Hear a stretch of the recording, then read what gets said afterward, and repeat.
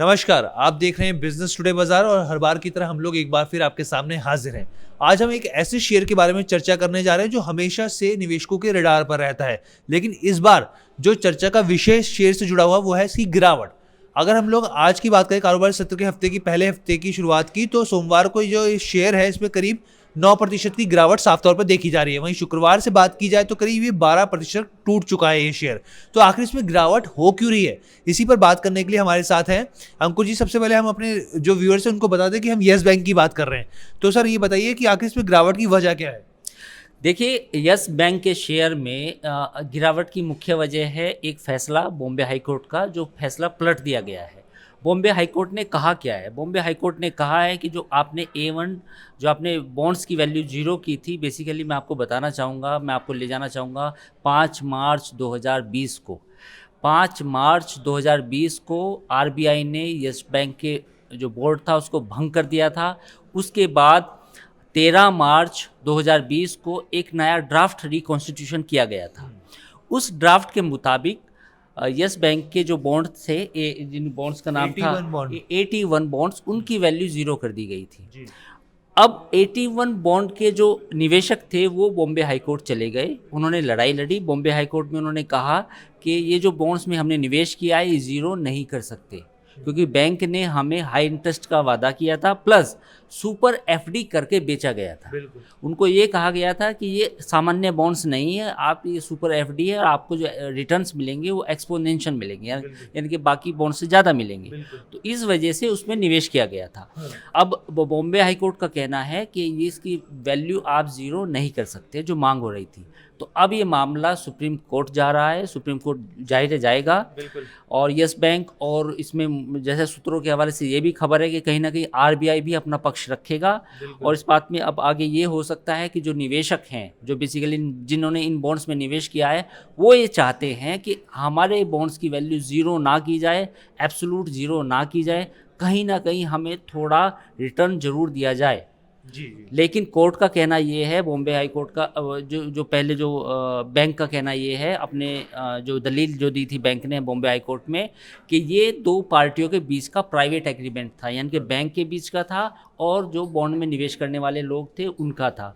तो इसमें जो बैंक के जो एक इंसॉल्वेंसी वाले कानून होता है जिसमें कुछ पैसे मिलते हैं निवेशकों को, बैंक, हाँ, वो नहीं लागू होता। और ये प्राइवेट एग्रीमेंट था और इसमें साफ साफ लिखा गया था बॉन्ड्स के नीचे कि अगर बैंक इन ट्रबल में आता है तो आपके बॉन्ड की वैल्यू जीरो हो सकती है। ये एग्रीमेंट में साफ तौर पर लिखा था। बिल्कुल सही कहा सर आपने। एक आम व्यूअर के तौर पर सर समझाइए कि 81 बॉन्ड्स आखिर होते क्या हैं और इसको लाने का मकसद क्या था उस समय? देखिए, 81 बॉन्ड्स भी एक सामान्य इंस्ट्रूमेंट ही है, लेकिन इसमें इक्विटी के तरह के रिटर्न का वादा किया जाता है। तो इसलिए इसमें जो हाई HNIs भी हैं वो ज़्यादा निवेश करते हैं, क्योंकि उनको कहा जाता है कि आम बॉन्ड्स के अपेक्षा इनमें और ज़्यादा रिटर्न आएगा।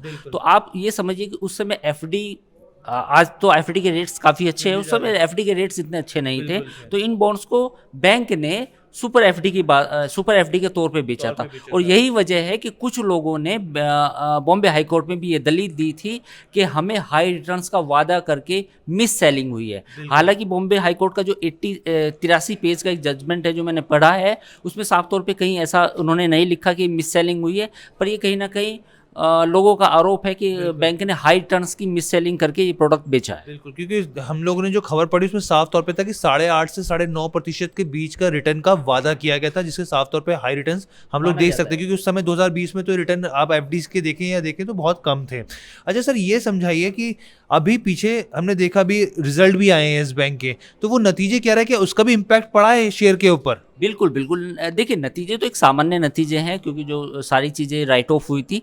लेकिन आप ये समझिए कि 83 करोड़ अगर यस बैंक को देने के लिए आदेश आ जाए, सोचिए, फर्ज कीजिए अगर सुप्रीम कोर्ट भी ये कह दे कि भाई आप 8,300 करोड़, सर 8,300 करोड़, तो पिछले जो यस बैंक का जो प्रॉफिट था वो तो 52 करोड़ रुपए था। तो 52 करोड़ देखिए और एक तरफ देखिए 83 करोड़, तो 8300 और 52 करोड़, आपको समझ में आ जाएगा कि बैंक कहाँ स्टैंड कर पाएगा। बिल्कुल। और इवन हम लोग बात करें Q3 रिजल्ट्स की, तो जो इसका जो मुनाफा था वो भी 80% तक घट गया है, 52 करोड़ रुपए तक रह गया। सोचिए कितना गिरावट यहाँ पे भी देखी जा रही है। तो सर अब जब आप बात करते हैं, क्योंकि हम लोगों ने देखा कि ये जो शेयर था ये 24 रुपए के 23-24 रुपए के लेवल पे पहुंचा था, वापस ये 17-18 पर ट्रेड कर रहा है।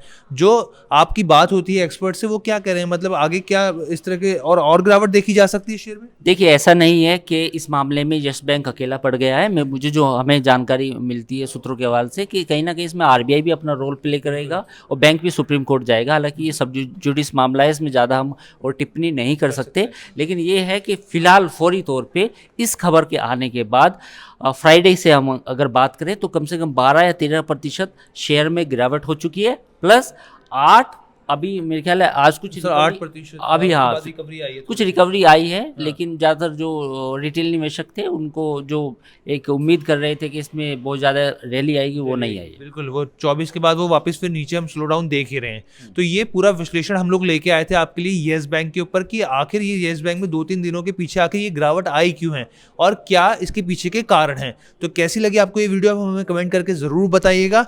और शेयर मार्केट से जुड़े और भी अगर कुछ आप वीडियो देखना चाहते हैं या समझना चाहते हैं उनकी बारीकियां, तो आप हमें कमेंट कर सकते हैं। और हर बार की तरफ से गुजारिश है कि ज़्यादा से ज़्यादा लोगों तक शेयर कीजिए, ताकि आप भी खबरों का, बिजनेस की खबरों का बहुत ही आसान भाषा में विश्लेषण का फायदा उठा सके। धन्यवाद।